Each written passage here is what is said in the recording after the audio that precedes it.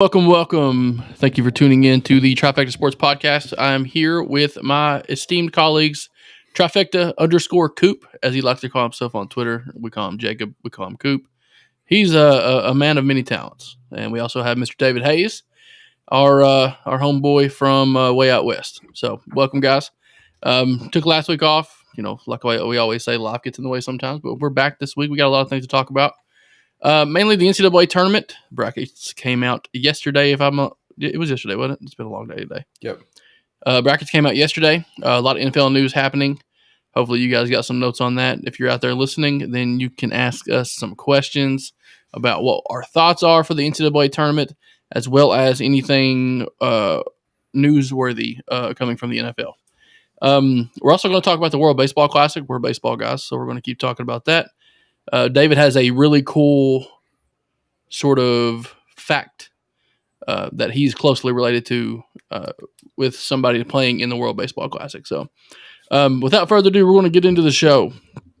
But first, we're going to hit this music, fellas.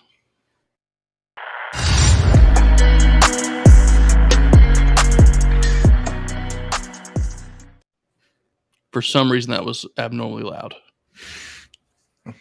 And for that, I'm sorry. That was my bad. I haven't changed any of the settings on this thing. But for some reason, I'm sorry if that busted your eardrums out. That's my bad. Start kicking it off. I want to, we've got a few guys on here watching, a few, people on here watching. I shouldn't say guys, that's weird. But we're going to start off with the World Baseball Classic. How many years in between baseball classics is it, David? Is it 2 or 4? I think it's 4, but the next one's in 3 years. I think this got moved because of COVID. Because of COVID, right. So, people play, countries play in games similar to the World Cup. It's like the World Cup version of baseball, right. if for lack of a better term. The USA team, you would think, has one of the top teams in the world, but Japan is loaded with talent.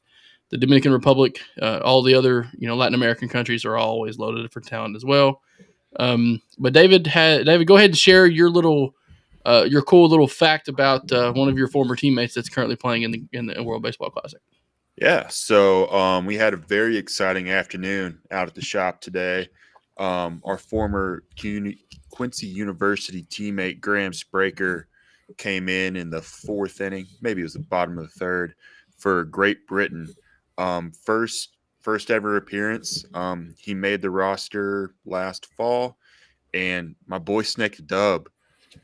He gave up a hit, gave up two-run single, his first batter, but then he settled in, got 8 straight outs, and got some run support behind him, and he is the sole winner for Great Britain in the World Baseball Classic ever. So it's pretty cool. We've been following him real close.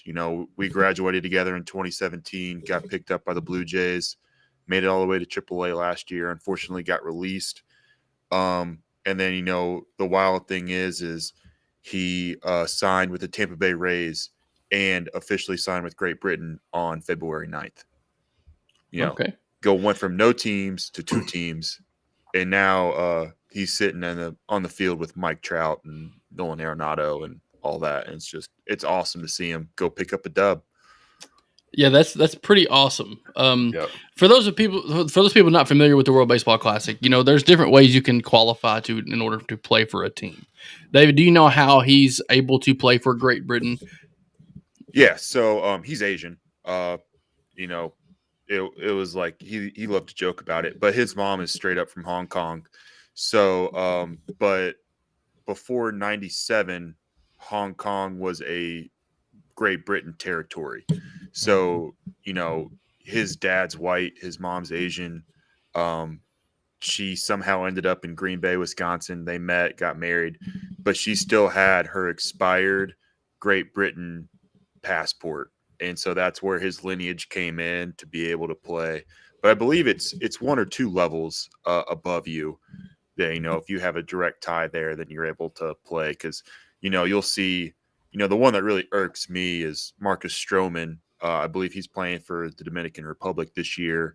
He actually played for Team USA in the last World Baseball Classic. So, there's not too much loyalty. I Yeah, think it's just everybody's ring chasing at this point. But it's cool to see like different guys. Like I'm in Cardinal country, so I hear about Lars Nootbaar all the time, and playing for he's over there Japan. playing for Japan. So like it's super interesting to see all the different things.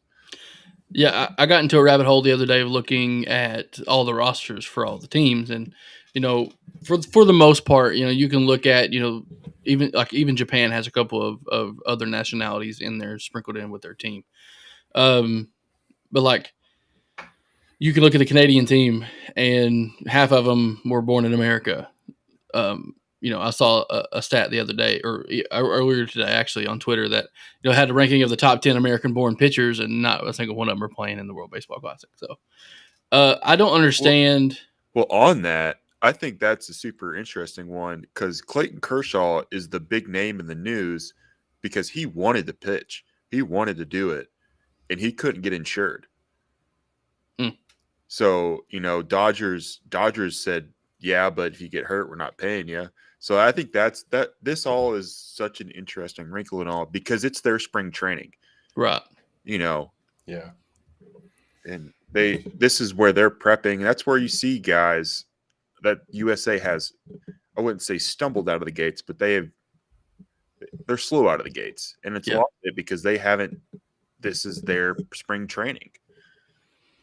Yeah, and you see the exhibition games where Team USA will actually play like the San Francisco Giants, their spring training team, which is a skeleton of what their major league club is, and got beat and get beat. But you got to think about this too. Baseball is a weird sport, ladies and gentlemen. It doesn't matter who's on the field. You can win or lose any game at any time. Because you have to get. There's no time. Well, there's time now, but there's not a clock that runs out and the game is over. You see what I'm saying? It's not travel baseball where you play an hour and a half and you can't start another inning. No, you got to get 27 outs, regardless of how good or bad you've played. But things like that happen in baseball all the time. The best team doesn't always win, and honestly, a really bad team could beat a good team on any given day. That's just the way it is. That's the beauty in baseball. And that's why I love it so much. It's because there's always a fighting chance for anybody out there. Yeah. If you got outs, you got life. And we see that with games like, the Giants farm squad beating up on Team USA loaded with, future Hall of Famers. But just a little kind of quick, nice, fun fact about the World Baseball Classic. I'm not sure of the schedule the rest of the way, but I think Fox Sports is televising most of the American games and people that are in the American pool with the Team USA. So if you're interested in watching a little baseball that has big names in it, rather than your run-of-the-mill spring training games with guys wearing high-digit numbers, tune into Fox Sports. You guys can watch all the World Baseball Classic you want. Yeah, I think we got 2 more days. I think today and tomorrow of the pool play, and then we're going into quarterfinals. So USA has to pick up 2 more wins in order to advance. So yeah, looking at uphill climb. Yeah, I'd say it'd be quite the I want to say upset, but it's what it is. If UK or the USA doesn't advance out of their pool. All right, fellas. Switching gears really quick, we're going to move into let's do the NCAA tournament. I'm going to let Coop start this one off. Coop, how you feel about the NCAA tournament, buddy? I think that the committee did what they could, and they got 68 teams that are going to play in it this year. That's what it boils down to.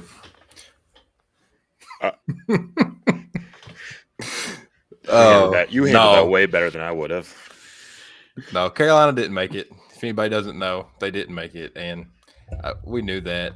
Right? I said it a couple weeks ago that they had to do more than they were capable of doing. This year, I don't feel like there's any favorites. Like it's really hard to look at the bracket and feel good about any picks. Like you might think you like the 2-15 seed in the first weekend, but after that, it's a toss-up, man. Like I really don't know what direction to go this year. Yeah, that's the beauty of it because people have you obviously you have the 1 seeds and the number 1 overall seed in Alabama, but Alabama's been beaten many times, so it truly is a toss-up. people can say they can pick a winner. This will be the year to pick a dark horse winner. I think a lot of people a lot of newscasters right now are going like the Marquette direction.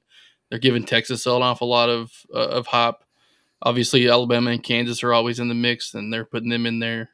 But I'm seeing a lot of Marquette and a lot of Texas right now. I don't know why. And even I also, I don't mean to interrupt you, but for some reason they're going. They're on the Gonzaga train again. That's what I was about to say. I feel like I haven't heard anything about Gonzaga this year. When normally it's Gonzaga every year. Mark Few's going to get it. Get it. And now I'm not hearing it. What I've heard, I've seen it even on the selection show. They're like, oh, Gonzaga's that 8 seed or whatever seed they are. They can sneak up on some people, and I think one of the people actually picked them as their national champion. Coming from a lower seed and maybe not having as hard of a. No, they got a good draw. They're the 3 seed in the West, which they got a good draw in my opinion. UCLA, they just lost a guy, I'm pretty sure. Yep. They're probably going to be playing TCU in the second round. They got a good draw through the Sweet 16. I mean, their Sweet 16 game will be tough, or Elite 8, whichever one that is, but I don't know. When in doubt, go Michigan State. It's Izzo's to lose. That's not a bad strategy. Let's talk about. I like watching college basketball, and I will watch most of the NCAA tournament games. I think the play-in games start tomorrow. Depending on I've got a lot of things going on tomorrow, so I'm not going to be watching those games. But a lot of people are. And a lot of people are starting to fill out brackets, or they have already. What are some strategies that you use to help you fill out brackets? And are you one of those guys that fills out 1,000 brackets at different places?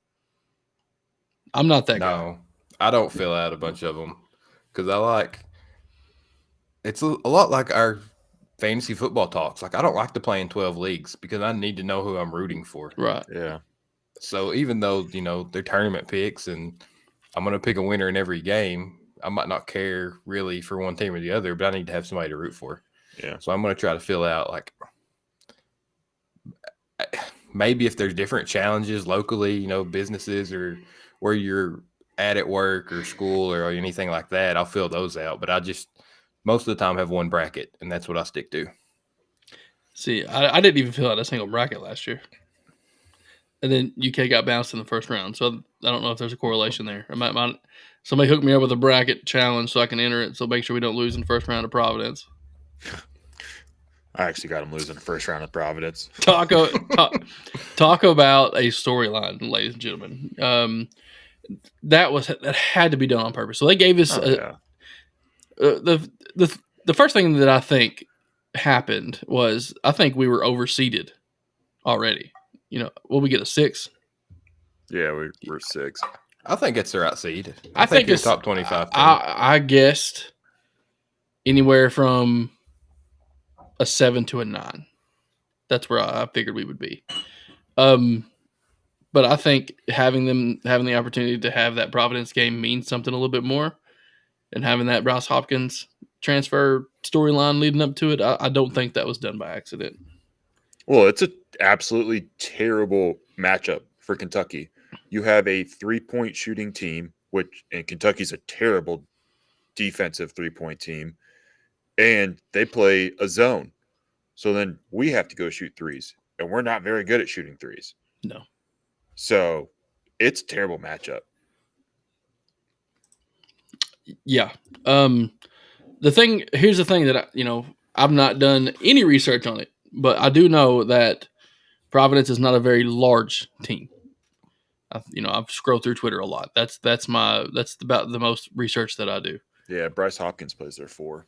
That's what I'm saying. They have 3 guys 6'8" and over, and 2 of them are freshman guys that sit at the end of the bench. They don't even get in the game. So I think guys like Toppin, even Sheboy, I have a feeling Sheboy is going to have a big game. He might have 30 monster rebounds on St. Peter's, and that wasn't enough. That's true. He just needs some help. He needs Reeves throwing in 20. He needs Case and Wallace throwing in 15. He needs something. topping with 10 plus.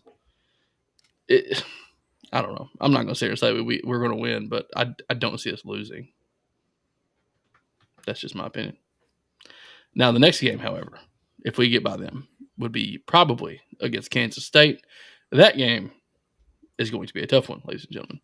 After that, I don't see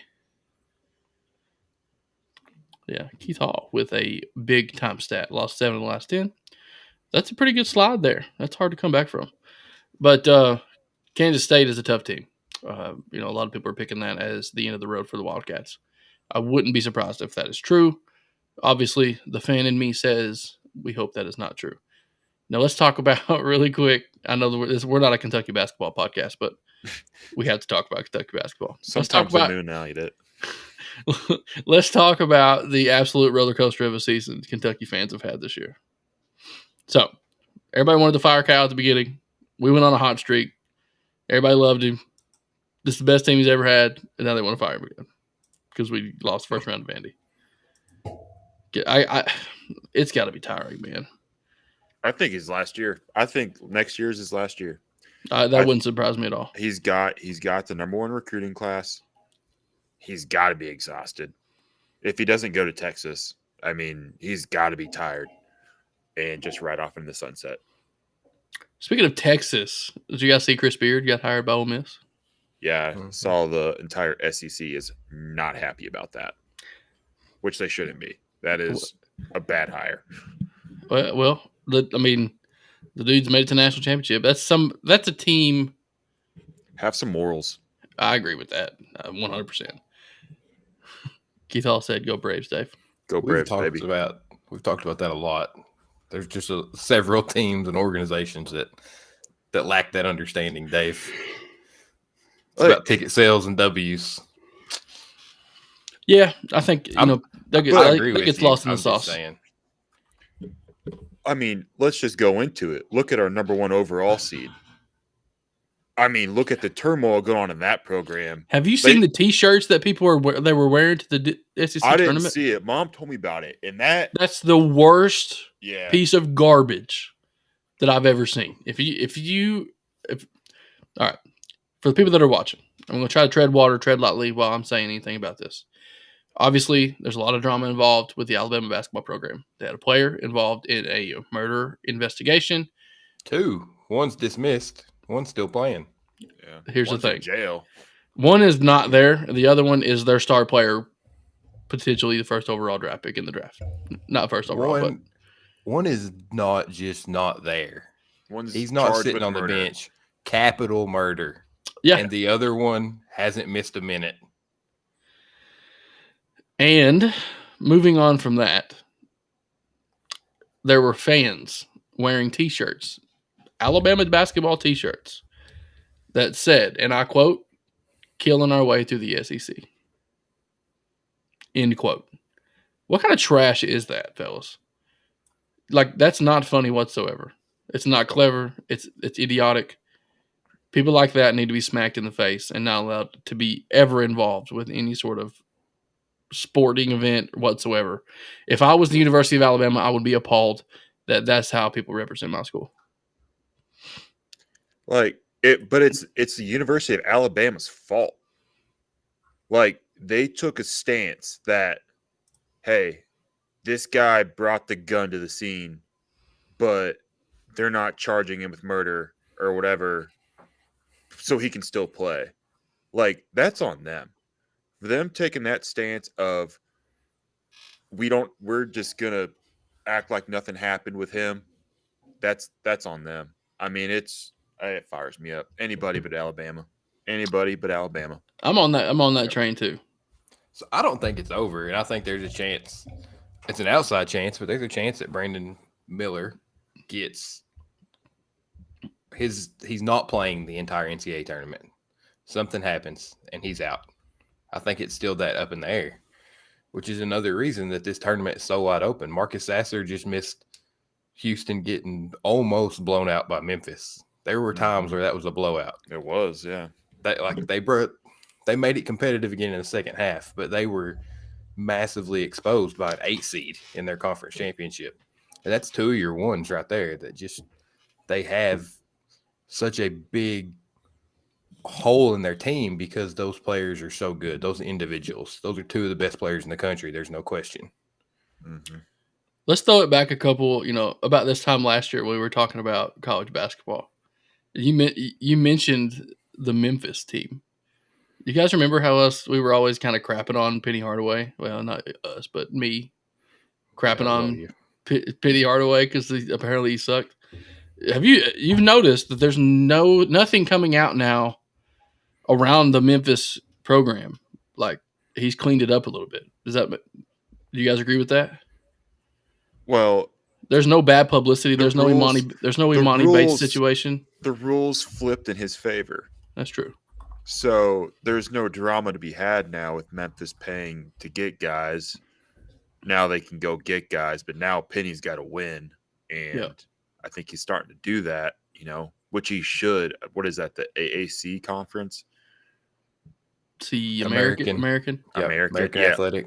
I mean, you got teams like Houston and Cincinnati, a bunch of other schools like that. Right, but if you're going to be like, you have to win your conference championship if you're in that conference. You're playing. It's basically like Gonzaga and St. Mary's. Like Gonzaga has to win that conference if you're going to be a top dog. That's what you got to do.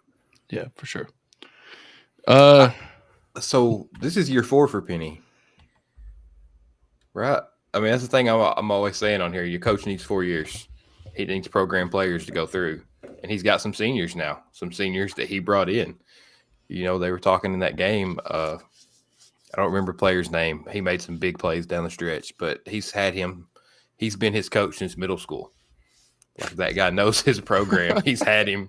He coached the middle school team. He coached the high school. Now he's coaching the Division I college. He's going to graduate and just become a coach.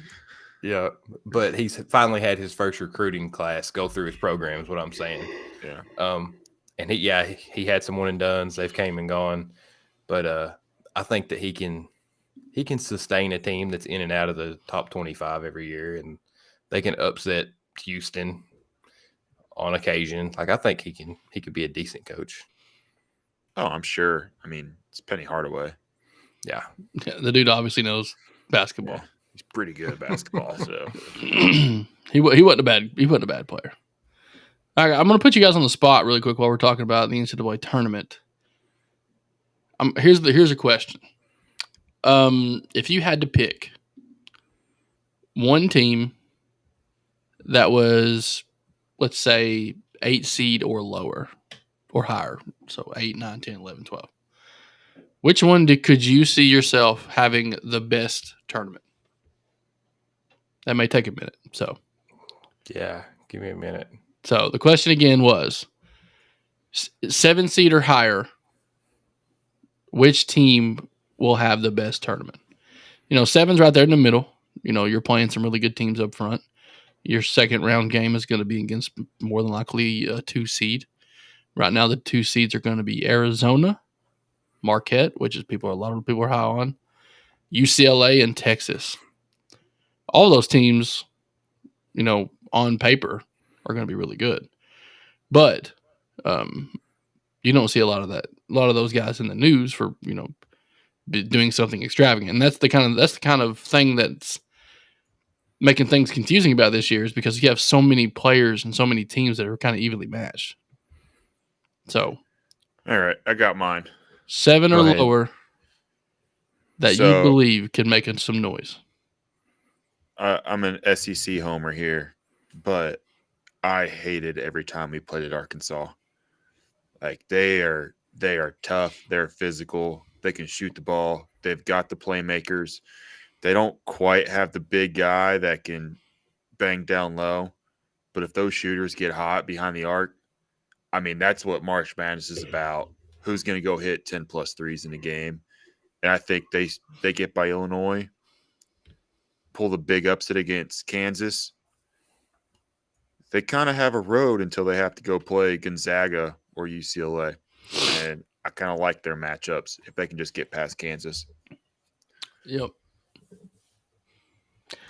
I'm going to go next, and I'm going to stick on the SEC train. And I'm thinking Missouri. Missouri, big year, big bounce back year. Something. James Clark has a good point. Texas A&M. What has Buzz done to the committee? I read a lot of. Let's talk about. Mad. For some reason, I like Buzz Williams. I like the dude rolling out in a vest and tie, sweating profusely. I do think this may have been some rando on Twitter, but I think what A&M has done is they had their opportunities to schedule non-conference games that would matter and help them, and they did not do that. And they did not win the non-conference games that would have aided them in improving that seed. No, let's just not act like Buzz didn't turn in a 9-page research paper last year busting the committee's chops on why they should have made the tournament. I forgot that happened. They totally forgot that happened, by the way. That's smart. Yeah, that might be a little bit of some repercussions there. I'm going to go with Missouri, man. Missouri, had a really good year. I think if they get past Utah State, they got Arizona probably. After that, you got anybody from Creighton, NC State, Baylor, and UC Santa Barbara. Missouri could find themselves in the Sweet 16 or even the Elite Eight. Yeah. If they play well. I would agree with you, but I believe when they were playing whoever they played in their last game, the SEC, Kobe Brown, their best player, he took a nasty knee to the back of the head. I mean, he's their stud, so I don't know what his status is, which that's the only thing that makes me pause for Mizzou. But yeah, they're full squad. They're a problem. They just play hard, man. I watched them play Kentucky, and that's why Dennis Gates just got a huge contract extension. It's hard to play against them. Like, they're just so active. So that's my pick. Did you see Coop ravaging his brain trying to pick a long shot here? That's probably going to be right. Oh, yeah. I got two, I think, and they're actually both in the South bracket. So I think they could run into each other. The first one I got is West Virginia. I think that conference has played so strong this year, and they are such a physical team that they have the style of play that could knock Alabama out even if they have everybody. They can muddy the game up. They can just play bully ball, and they have a chance to upset Alabama there.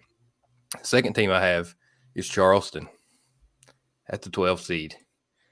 They are they score a lot of points. 31-3. They lost to North Carolina on November 11th before North Carolina realized who they were. They were still playing like their high from last year. Their other two games are combined loss of 6 points. That's it. They've won every other game they've played this year. Like you said, they put up a lot. They're coming in on like a 12-game streak.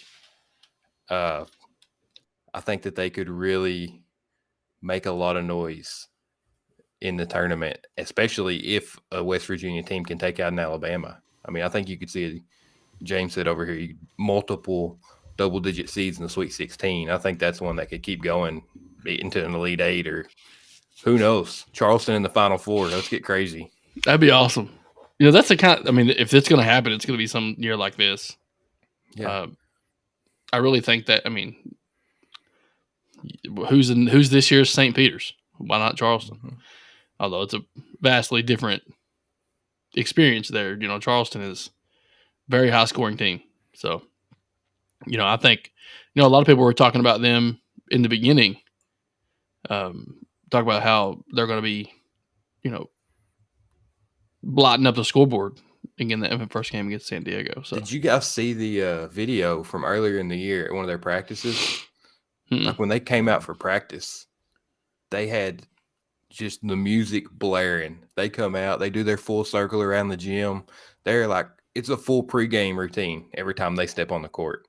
Like the energy every time that they go out there is just insane. It's empty gym. There's nobody else there except for the team. It's like a Saturday morning practice. And they are as hyped as they will be in this first round game, to be playing in the NCAA tournament. So I think that's going to give them an edge. I like to learn about those types of things. As a coach, you always kind of look at other people and what they do well and try to implement that into your program. Things like that is what it intrigues me a little bit. Yeah. Kind of makes it fun too. It makes practice not monotonous because you kind of tend to do the same things over and over again, getting a routine for practices, and it does get kind of boring. There's only so many things you can do on a basketball court. Yeah. Shoot, dribble, pass. Run, things like that. But you got to make it fun for the kids and making sure that they stay in tuned. And whenever you are working on new things, then they're kind of tuned in there. So yeah, things like that they intrigue me. Yeah, my last thing I want to just because I know the NCAA committee's listening to us tonight. Can we stop putting conference championship winners in the playing game? Like they earned a real game. I agree with that. Like, why do we have 4 16 seeds playing? Like, that's just messed up. They made the dance. Put them in the real dance. Don't give them Tuesday night in Dayton. That's messed up. Yeah, for sure. Leave it to those people that didn't win a conference and that are, squeaking by. That should be your last 4 in guys. With some other crappy at-large people. I don't know. That's just my opinion. Kentucky playing a playing game. That's where they are. That's where they should be this year. I don't think a lot of people would disagree with that. Get in a Dayton. Oh, that would be great. There's a lot of people that would go into Dayton and hang out and watch some basketball games. All right, guys. We're going to move on to the world of the NFL. A lot of news has broken since we... Was it Christmas? Was it Christmas today? It felt like it, didn't it? Yeah, it was great. We're gonna miss some things. A lot of people getting paid. Is that what you were gonna say? Everybody got a new toy. That's what I was gonna say. Everybody got a toy. There's a lot of things that's happened since we last had a show. I think it's been almost 2 weeks now. Yeah. Well, 2 full weeks, but we didn't have it last week. So, from Sunday all the way back to another Sunday, that's almost 10, 15 days. All right, so let's go down the list of things that we may have missed. Number 1. Leanne said we lost Von Bell and she's not happy about it. And Jesse Bates. Yeah. What are you doing? Tough day. We knew that was going to happen. I didn't know Von Bell was out, but I knew Jesse Bates was gone. Yeah, I thought one, not both. Yeah, I didn't think both. David Carr. Derek Carr, whatever his name is. I always get that mixed up. At least you're consistent. They're the same person. I don't care. They both. I thought it was Damien. Damien Truck. Carr. His name is Damien Volkswagen. Darrell Volkswagen. Anyway, the New Orleans Saints got a brand new quarterback at the helm of their team. Pro Bowl quarterback, Derek Carr. About messed it up again. Anyway, what does that do for the Saints, fellas? You don't think it does anything? They win the division. That's a crappy division as it is. Yeah, but that's about all I can say. I think that's where they stop.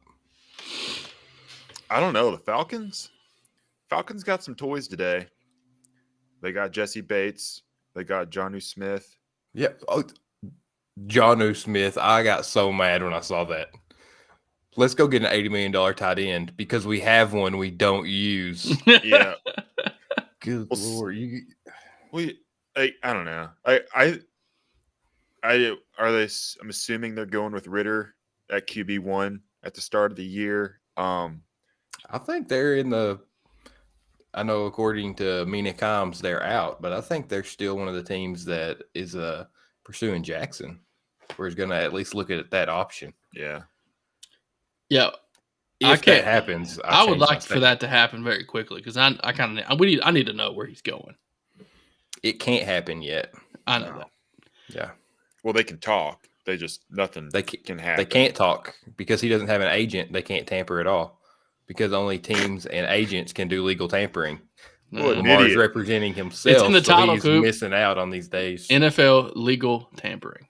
Yeah. What are some other big names on the move? Jimmy G. I didn't see Jimmy G. I saw Jalen Ramsey Carr on the Raiders. Okay. Keith Hall's Raiders going from meh to meh. The Raiders have a lot of guys on that roster that can help them win. I think they still probably draft a quarterback. No, I think they like Stidham. I would do. I don't know. Are they going to carry 3? They're going to carry 2 that they like, 2 expats, and then bring in another one? it wouldn't surprise me. You throw your dart at 3 different people, one of them's bound to be good. Yeah. And I totally understand coaches getting players they're familiar with, but can Josh McDaniels just try to coach his own team? Can he try to do something new? Like he just finds them, right? They just come back. They probably got a group text, former Patriots quarterbacks. Tom was like, "Hey guys, you guys go to Las Vegas, and I'll show up too if you want." No, he probably texted Tom first, and Tom's like, "Yeah, sorry, new phone. Who this? New phone. Who this? Yeah, that probably happened." And he's like, "Oh shoot, I'm getting Jimmy then." Never liked you anyway. I don't think it hurts them. I don't think so either. They really need their line both ways. That's where they need help. They got Crosby, but he's not a defensive lineman. He's a pass rusher. It's different. Right. Yeah. They need that help up front on both sides of the ball because they've got some playmakers in other parts of the field. I mean, that division is just brutal. It's the West, the AFC West, and that's where maybe they're doing the whole maybe not tanking, but hey, let's just lock up a top 15 pick for the next 2 years, and maybe we luck into a quarterback or something like that down the road. But it doesn't seem like they're going after it. Yeah, but with the quarterback dominoes that have fell so far, Aaron Rodgers is either retired or going to New York, right? I don't know where else he can go. New York they're freeing up some space up there. They've gotten rid of some people. They've made some trades. Space, and they're missing out on all these guys that were backup plans. Yeah. And so you would think that either they know something we don't know. Yeah, I mean we'll know Wednesday morning.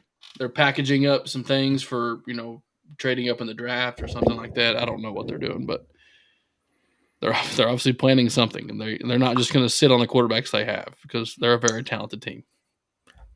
I feel like Aaron Rodgers has, I think ruined is a strong word, but he has changed his legacy. I don't think you can say the Tom Brady's, the Peyton Mannings, the Aaron Rodgers in the same breath anymore.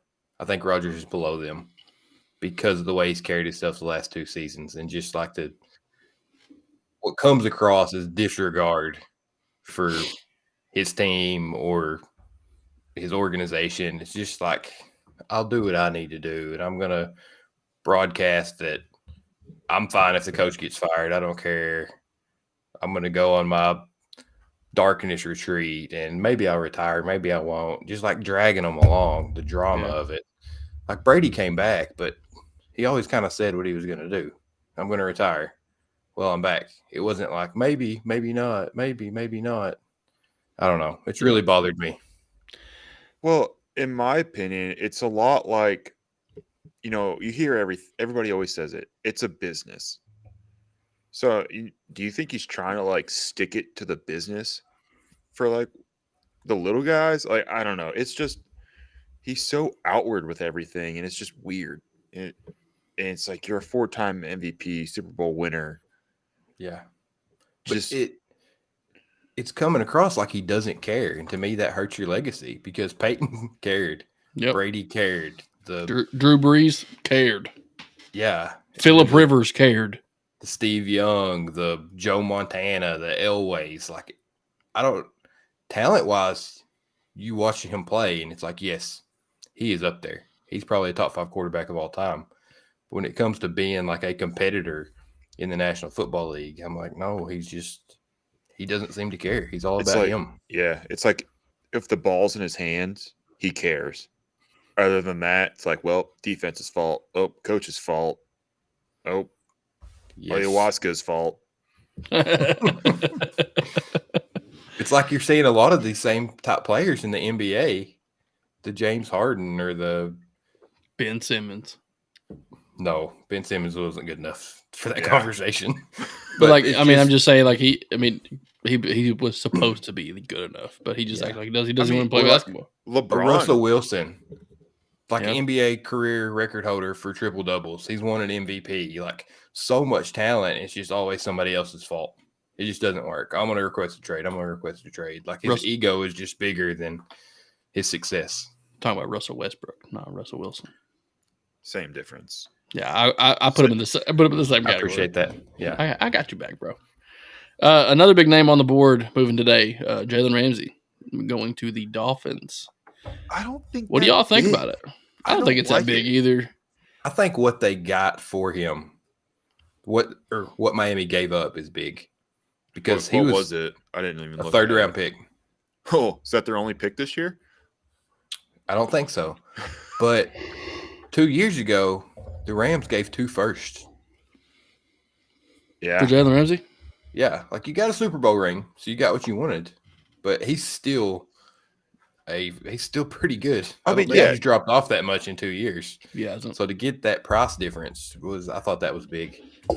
I just don't get it from a Dolphins perspective, because how many cornerbacks have they traded away in the last 4 years that are just absolute superstars? I mean, the first one that comes to mind is Minkah Fitzpatrick for the Steelers. And it's just like, I don't understand the philosophy of giving up a star to go and get an older star. That wasn't a 1-for-1, but yeah. Well, safety you're right. Too, right? They just drafted Javon Holland that last year. Yeah, he's really good. They still got Xavier Howard, the other corner, Pro Bowler. Look at the division. It's like who's gonna throw the ball on them? Yeah, like those 2 corners are good enough to handle what Buffalo has right now, what the Jets are without Rodgers, and what the Patriots New England puts afterthought. out. I think that matches up really well, and Ramsey is very underrated in his ability to stop the run, to come up and help contain that edge. So against a guy like Josh Allen, I think he's even more valuable because he is such a good run defender outside. Like he almost plays like a safety in the run game. Speaking of continuing on the Dolphins bandwagon here, big QB signing. I don't know if you guys know, but Mike White signed for 2 years, $16 million to back up Tua Tagovailoa. Mike White is a solid quarterback. I think he didn't get his fair share of opportunities. Going through this list here again, big signing in my opinion, veteran defensive back Patrick Peterson with the Pittsburgh Steelers for a 2-year deal. I feel like that's pretty hefty for that defense already with Minkah Fitzpatrick. So, a couple other things looking down through here. Let's just go for the big hitter boys. Sam Darnold to the 49ers. Is that the big hitter you were talking about? No. Javon Hargrave to the 49ers. No. Career 11 sacks last year. We're going to talk about that defensive line. We're going to talk about the number 1 overall pick getting traded. Yup. All right, let's talk about it. How stupid are the Panthers? I don't understand it, fellas. Unless they had to have. How bad is Matt Corral? He must be. That's terrible. what I'm saying. He must be terrible. All I know is, go Bears. You guys figured it out. I'm not still not drafting Cole Kmet in fantasy league next year. So if I do, you guys can just kick me out. I ain't doing it. Don't let me do it. Don't let me do it. He's going to thrive next year. I'll take him. But what that does give the Bears is another wide receiver. They have Chase Claypool, mediocre at best, in my opinion. DJ Moore, we've talked about on this show a lot of times. He was underutilized, undervalued at the Carolina Panthers. He's a true number 1. He's the dude now. And then you got, Mooney as well, who was supposed to be that guy, hasn't really shown up yet. But now that team is loaded. Khalil Herbert, young running back. David Montgomery's still there as far as I know. 1-2 punch there. Tristan Ebner had really good flashes last year, or another rookie. Yeah. Good defense overall. And then you got, Justin Fields is an electric player. He can do it all. He showed last year that he could carry a team by himself. and then still make things happen. So look for big things for the Bears coming up. I think this is the best thing they could have done. They went out and got a dude that could help them win games on the offensive side of the football. They didn't need that first overall pick, to be honest with you. They didn't need it. I can't believe it. I'm just mind blown. It's like, yep, we're going to give you 3 firsts and a second and our best receiver. It was 2 firsts. 2 firsts? 2 seconds. They got a first this year, a first next year, and then I think 2 second-round picks along with DJ Moore. Or a second and a third. But, yeah, definitely 2 first-round picks and DJ Moore. That's the big components. But how happy are you if you're DJ Moore? You're pumped. You're pumped. You know who your quarterback is. You know who the guys you're playing with. They're not going to change quarterbacks. You're not going to have that carousel happening. You don't have to make, you don't have to have, chemistry with anybody else but Justin Fields, barring injuries. If the draft happens a month ago, the Bears are taking Jalen Carter at 101 overall. I agree with that. Yeah. I think now, in a month's time, the Bears can still get Jalen Carter at 109. Especially with his off-the-field issues. And so they keep everything that they got in the trade. And if they want to use that lottery ticket, that's a very poor choice of words because that sounds like you win something with him when it's more of if they want to mortgage that pick, put it on the line, and still take him there, it might pay off.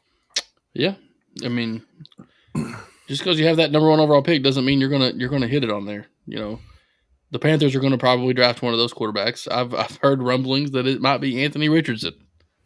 That'd be hysterical. It may not even be. I don't think it's that out of question. Dude, Richardson. He's a baller. He looks phenomenal. Win. He looks phenomenal, but he doesn't win. That's okay. Florida wasn't even a top 25 team. And the SEC East is dog crap other than Georgia. And how are we talking about Will Levis? I agree. I'm not. They are.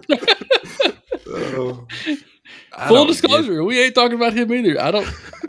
If Will Levis gets drafted and has to start right away, his career's over in 2 years. Oh God, yeah. He needs to sit behind somebody. He needs to sit behind somebody very, very good. He's got the attributes, but he's not ready. Go ahead. He's Baker. He's who did Washington just draft? He's Hal. He's that guy. He's not an NFL starter. I agree with that. You love the guy. You love the personality. You love the grit. You love the effort you get when you're in there. He just can't really throw the damn ball like you need him to. He can throw it hard. He can throw it. He just can't throw it where you need him to. Let's put it that way.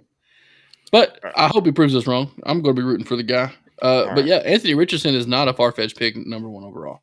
I hope they take him. I will laugh hysterically. Bryce Young has his questions. CJ Stroud has his questions. I think, a lot of people are, they're putting Stroud over Bryce Young, but, Bryce Young is going to be, the new Drew Brees type of player. He's not going to kill you with arm talent, not going to kill you with athleticism. It's his cerebral mind that he's going to be a good NFL football player. You put these rookie quarterbacks in a tough situation when you draft them, and you just plug them in and have them be the face of your franchise.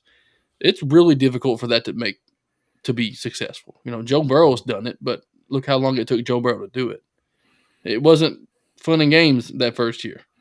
Then he went down with the injury. He's had his ups and downs. He still has turnover problems. He just has a good cast around him to help him out. Some organizations aren't built that way. They're a revolving door of head coaches, offensive coordinators, defensive coordinators. No real, identity up front in the trenches. No weapons. You put a quarterback in there in that situation, you're just asking for them to lose. You're asking for it. If I'm a quarterback, I want to fall in that second, third round type deal. I want the, what was the guy from Tennessee? Malik, what's his last name? Willis. Malik Willis. I want the Malik Willis. I want to be that guy. I want to be drafted. I want to be a Hasselback brother. Like, I have to start every now and then, but I'll still play 15 years and sit on the ESPN desk afterwards. I want Chase Daniels' job, man. Let me have that, backup quarterback job and make millions of dollars. Yeah. I think Chase Daniel has made like $40 million for every touchdown he's ever thrown. Had to have, man. That's what I'm saying. Like, I mean, obviously, I'm not in that situation. You want to be that high draft pick because you want to tell your kids that, but I would very much prioritize a long, lengthy NFL playing career over being a top draft pick any day. Yeah. You get more guaranteed money, but overall, what do you get? $50 million guaranteed, and you're out of the league in 3 years. That's no fun. Yeah. But anyway, well, the last thing I want to say about the Panthers, this is just the mind-blowing stat for me. So for Sam Darnold, they traded the Jets 3 draft picks. For Baker, they traded 1 draft pick. I'm not sure what they got. They didn't get anything back for Baker. He was claimed off waivers. They picked up Matt Corral in the 4th round last year, and now they've traded away 4 draft picks and DJ Moore for another quarterback. So by my count, that is what, 9 draft picks and your number 1 wide receiver now that you have and gotten 0 quarterbacks. 0 quarterbacks. I think we could run this organization, boys. I really think we could. Fly me out to Charlotte tomorrow. I'll load the family up. I promise I will. We'll go take care of it, Dave. I'll be the assistant GM. Coop can be the GM. You can be the team president and whoever the accountant. I'm the accountant. I got salary cap. Okay, that's fine. I'll be director of football operations, and then Coop can be GM because he's that kind of guy. I just don't get it. My first move is bringing Urban Meyer back. He needs a spot in the NFL. All right, I'm resigning from my football operations job. No. We have enough money for Tebow. Dave, all jokes aside, that's an outstanding point. I said last year that the Panthers were going into the season with 3 quarterbacks on rookie deals, and they didn't like any of them. And you did. True. You said that. I mean, and now they're all not there anymore. Corral's there, but obviously it's going to be PJ PJ Walker's team, baby. I forgot about him too. It's ridiculous. Hopes and thoughts and prayers to the Carolina Panthers and the Carolina Panthers fans. I don't know that they have many other pieces of significant value to move for draft picks because I'm really not that familiar with their roster outside of a DJ Moore and the stable of second-tier quarterbacks that they were using. Chuba Hubbard and Devontae Freeman, but the only other 2 names I can rattle off. But they shipped out more. They shipped out McCaffrey last season. Like, it really seems like they're just finally committing to a full rebuild instead of trying to win with those 2 guys because that's all they had, right? Like, that's what's like so funny to me though is like you fired your coach. I'm pretty sure they fired their GM too in the middle of the year, and then the interim coach goes and rattles off, almost goes and wins the division, and you don't hire him. What are you guys doing? If you're gonna tank. You don't have to give up 4 draft picks and DJ Moore to get 1-1. You could have just earned it. Yeah, you were good enough to earn it. That's a good point, Dave. And now the guy's going to be the new defensive coordinator at San Francisco, Super Bowl contending team. So he upgraded. Millie, appreciate it, man. I'm going to miss Jesse Bates. I'm not going to lie. That dude's a ball. He's a baller. Those are huge losses. I agree. Yeah. We've got a team whose biggest weakness was their secondary. Yeah. I don't know, man. There's just a lot of money to keep him. We chose to sign, playoff P, Jermaine Pratt.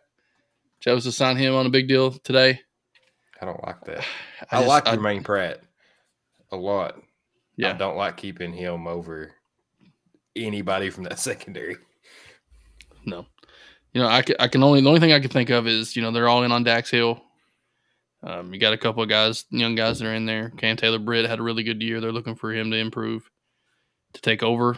That's about the only thing I can think of, unless they got their eyes on some heavy hitters in the draft. That's the only thing that can probably change my mind about this, letting them go. I kind of knew Jesse Bates was gone. I really did. Von Bell, I did not.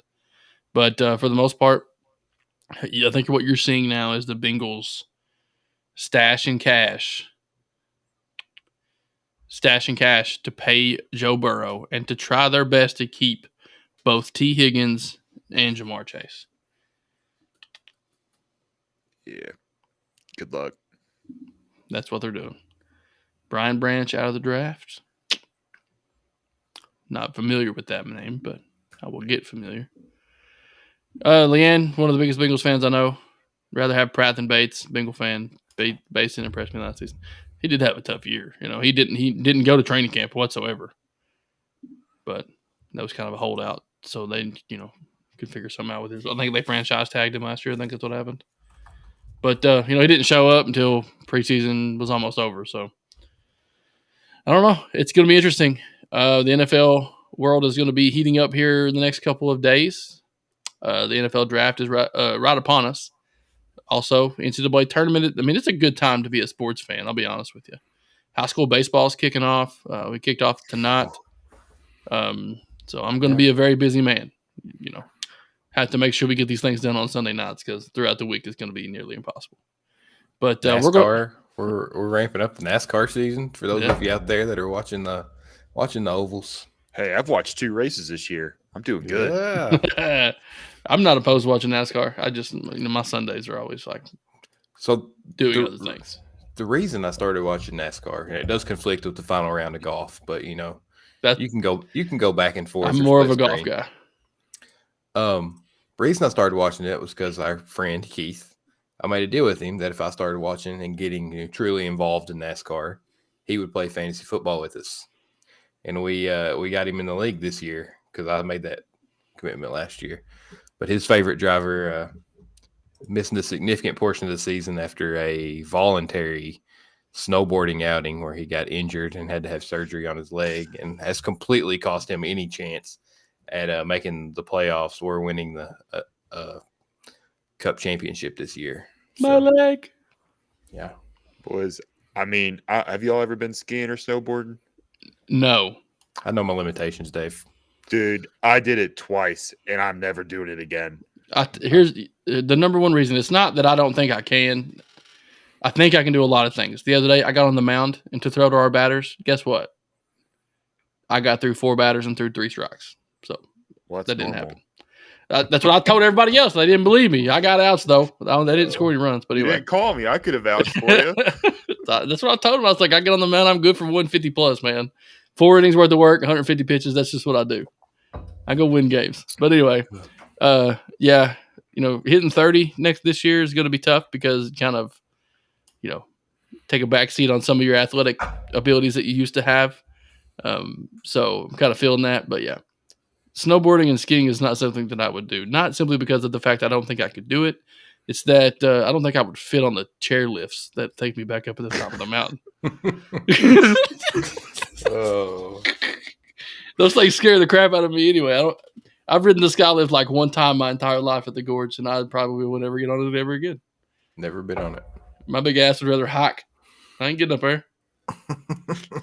Feet dangling and stuff. That's just not something I'm interested in. Oh.